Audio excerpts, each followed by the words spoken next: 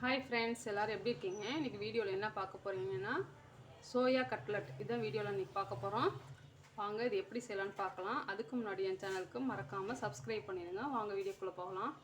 இப்போது சோயா நான் ஒரு 3 நிமிஷம் நல்லா கொதிக்கிற தண்ணியில் வேக விட்டுட்டு அதுக்கப்புறம் கொஞ்சோண்டு ஆறின தண்ணியில் நல்லா நான் அலசி எடுத்து வச்சுருக்கேன். இது நல்லா பிழிஞ்சிடணும், தண்ணி இருக்கக்கூடாது. இந்த மாதிரி தண்ணி இருந்துச்சுன்னா நம்மளுக்கு ரொம்ப கட்லட் செய்யும் போது கொஞ்சம் எண்ணெய் பிடிக்கும். அதனால் ஃபுல்லாக நம்ம தண்ணியை ட்ரை பண்ணிடலாம். பாருங்கள் எவ்வளோ தண்ணி வருதுன்ட்டு.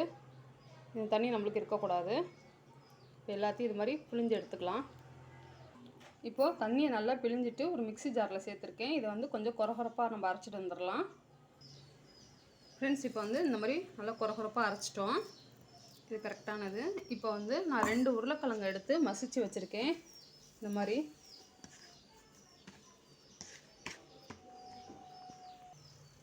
இப்போ நான் கேஸ் பற்ற வச்சு ஒரு கடாய் வச்சுருக்கேன். அதில் கொஞ்சம் ஆயில் ஊற்றிருக்கேன். இப்போ நான் குட்டி குட்டியாக நறுக்கின பூண்டு, இஞ்சி, பச்சை மிளகா சேர்த்துக்கிறேன். ரொம்ப இல்லை, எல்லாமே ஒரு 2 பல்லு தான் சேர்த்துருக்கேன். ஒரே ஒரு பச்சை மிளகா சேர்த்துருக்கேன். இதை முடிக்கலாம். அடுத்தது நான் ஒரு பெரிய வெங்காயம் சேர்க்குறேன். இதோட புதினா, கொத்தமல்லி, கருவேப்பிலை எல்லாத்தையுமே சேர்த்துட்றேன்.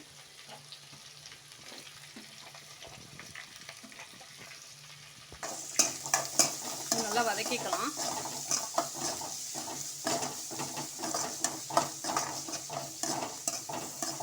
இப்போது இது நல்லா வதங்கிருச்சு. இப்போ நம்ம அரைச்சி வச்ச சோயாவை சேர்த்துடலாம்.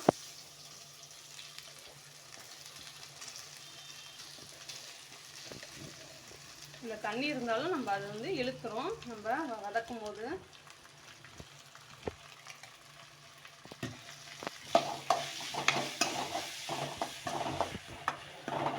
இப்போது இதோட நான் என்ன சேர்க்க போகிறேன்னா மிளகாய்த்தூள், மல்லித்தூள், கொஞ்சோண்டு ஜீரகத்தூள், அப்புறம் கரம் மசாலா, மிளகுத்தூள், கொஞ்சம் உப்பு. இப்போ இது எல்லாத்தையும் சேர்த்துடலாம்.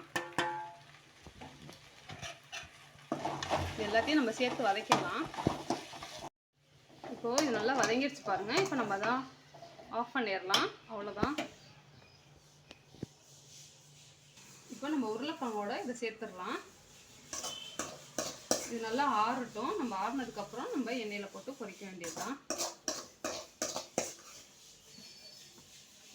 கொஞ்சம் நேரத்துக்கு இது நல்லா ஆற வச்சுக்கலாம். இப்போ நல்லா ஆறிடுச்சு ஃப்ரெண்ட்ஸ். இப்போ நல்லா பிசைஞ்சு வச்சாச்சு. இப்போது சின்ன சின்ன பால்ஸாக நம்ம உருட்டிக்கலாம். உங்களுக்கு என்ன ஷேப் வேணுமோ அந்த மாதிரி ஷேப்புக்கு நம்ம உருட்டி எடுத்துக்கலாம். இப்போ இந்த ஷேப் கரெக்டாக இருக்கும். இப்போ இதை நல்லா அப்படி தட்டிக்கலாம்.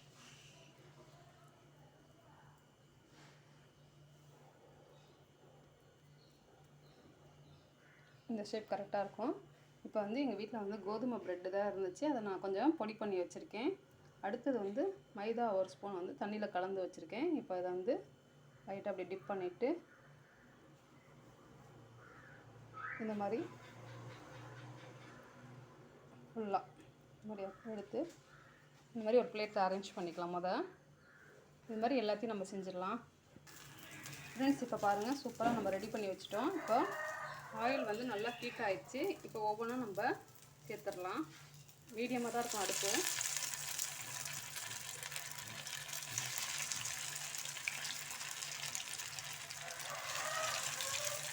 இந்த மாதிரி எல்லாத்தையும் போட்டுடலாம். இப்போது ஒன் சைடு நல்லா வெந்திருக்கும் ஃப்ரெண்ட்ஸ். இப்போ திருப்பி போட்டுக்கலாம். பாருங்கள், பார்க்கவே சூப்பராக இருக்குல்ல. இது மாதிரி எல்லாத்தையும் நம்ம திருப்பி போட்டுக்கலாம். இதுக்கு சாஸ் சூப்பராக இருக்கும் ஃப்ரெண்ட்ஸ். குழந்தைங்களுக்கு ஈவினிங் ஸ்நாக்ஸ் மாதிரி செஞ்சு கொடுத்தா ரொம்ப விரும்பி சாப்பிடுவாங்க. பெரியவங்களும் ரொம்ப விருப்பமாக சாப்பிடுவாங்க.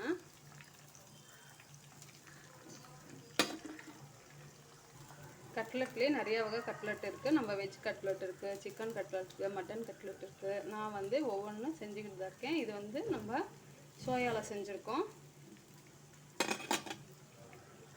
இப்போது கட்லெட் சூப்பராக ரெடி ஆயிடுச்சு. இப்போ நம்ம ஒரு பிளேட்டுக்கு மாற்றிக்கலாம்.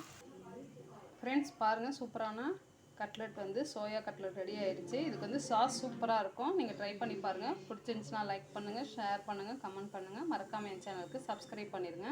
நம்ம நெக்ஸ்ட் வீடியோவில் பார்க்கலாம். பாய்.